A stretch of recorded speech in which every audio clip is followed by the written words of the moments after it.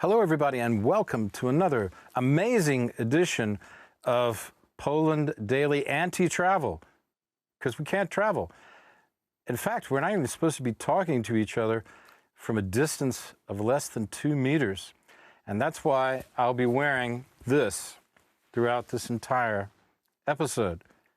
I'm here in the studio with Nicholas Richardson, and he has a lot of things to tell us about the current conditions. Nicholas.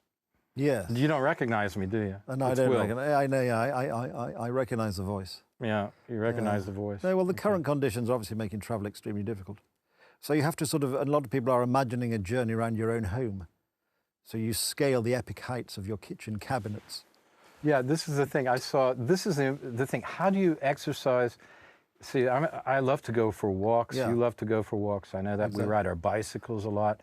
And especially during the summer season, we're out all over the place. I mean, yeah, we think nothing of going at least 3 or 4 kilometers on a bicycle. Well, indeed, or walking. You know, you and I live not too far away from each other. We've walked from the studio home in the general direction of home. That's right, yeah. On a day like today, very pleasant. Or we stop off and have lunch in the we do. in the shopping arcade. No stopping off and having lunch today, unfortunately. No, unfortunately.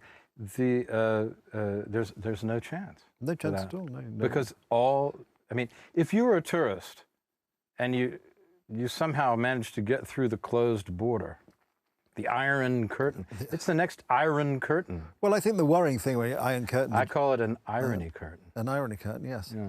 But there's a certain irony in the curtain. I mean, interesting historical note, when the Berlin Wall came down in 1989, there were throughout the world at that time, I think 17 sort of equivalent borders or borders which were sort of fortified. Today, even before the coronavirus, there were 77 around the world borders which are sort of fortified. By fortified I mean a fence or something similar. So in a funny sort of way, we are slightly regressing. And I think one of the main concerns about the current situation is all these governments around the world are taking these extra powers, which they say are required to help them deal with the virus. But I think when this medical emergency is finally over, then we will be very interested to see how many of these governments give up this power they have, because if the history has taught us anything, it is that governments don't willingly give up power. Yeah, this is the more frightening thing, I think. So they've basically told us.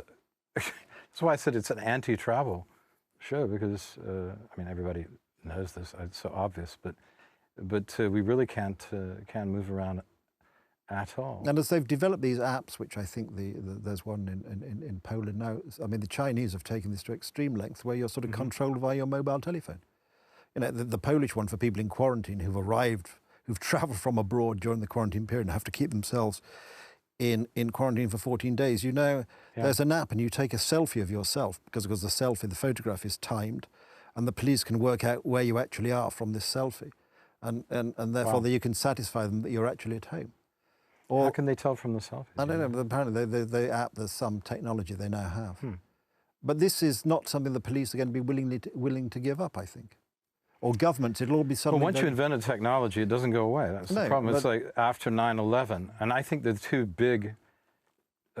3 big travel restricting events in the last 20 years, which are huge for the last, say, 50 years, are 9/11, and then 2008, and this now. Yes. And each one has become more sort of extreme. Air travel. And longer. Yeah. Air travel has become a real nuisance, actually, since 9/11, yeah. And this constant searching for you. And you can't help feeling that the trouble with a lot of these restrictions are that actually they're designed to look good and irritate you, but in actual fact they don't do it. If you and I mean, we probably can't talk about this, but if I was going to hijack an aeroplane, I wouldn't turn up at the check-in with my equipment on me. I'd have thought of another way of doing it. And so by the time you're checking somebody about to get on the plane, it's a bit late. Well, no, the old days when they would, I mean, this is a little bit different than talking about the quarantine, but we're talking about emergencies. I think the point was, and in the old days anyway, the person could get on with a gun because there was no, then there was no thing to walk through, metal detector. Now they put those in for this reason. And then it spread to other buildings. But, I mean, you used to be able to walk into public buildings and you weren't checked at all. Capitol, you name it. And I mean, people may find that hard to believe, but it was really a different sort of time. It was, and really a different and a sort of better time in many ways. I'm not saying that they shouldn't check you before you get on an aeroplane, but some of these, it's when you see the way they make sort of people who are obviously, I'm thinking particularly of elderly women in this case, because they're a good example. How many grandmas have in the history of hijacking have hijacked aeroplanes? Answer, none. But you see at these airports, people who may be flying, they don't fly very often, and they're told to take, elderly women told to take their shoes off or whatever. That's because they're trafficking in drugs. Yeah, they're not though. I mean, you'd think it would be much better if they actually targeted people who might be suspect, but because they can't do that, because then somebody says, oh well, you can't target, for example, after 9/11, you can't single out, men between the ages of 18 and 26 who have a rucksack on their back because somehow that's racist or that's somethingist. Well, it's profiling. Yeah, that's profiling. Yeah. But you want to. We will just to make ourselves feel better. We'll some elderly granny travelling for the first time. We'll make her life miserable. Well, and this is. But so there are restrictions on travel, which is my point that I want to make about 9/11. Yeah. It restricted travel, but for a short time. I mean, I remember I had a flight from Los Angeles to Europe, to London. During September 2001, and it was just scheduled to leave a couple of days after 9/11. It was canceled, and then I was rescheduled for 2 or 3 weeks later, 2.5 weeks later, and that was a short run thing. But then they brought in all the restrictions, the Homeland Security. And filling out these bits of paper before you pay your $15 if you want to fly to America, and fill out the piece of paper on the computer. And then when you're on the plane, you fill out exactly the same information on that little piece of cardboard. And then you answer exactly the same questions when you reach the United States immigration desk at the airport. So they've had the same information on 3 separate occasions from you.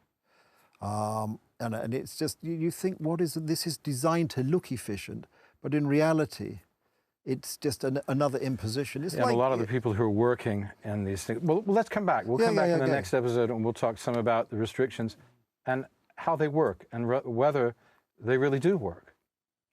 It's a topic worth discussing. I'm sure people will be interested in that. Okay, thanks for watching. This is Poland Daily Travel. I'm Will Richardson, and with me is Nicholas Richardson.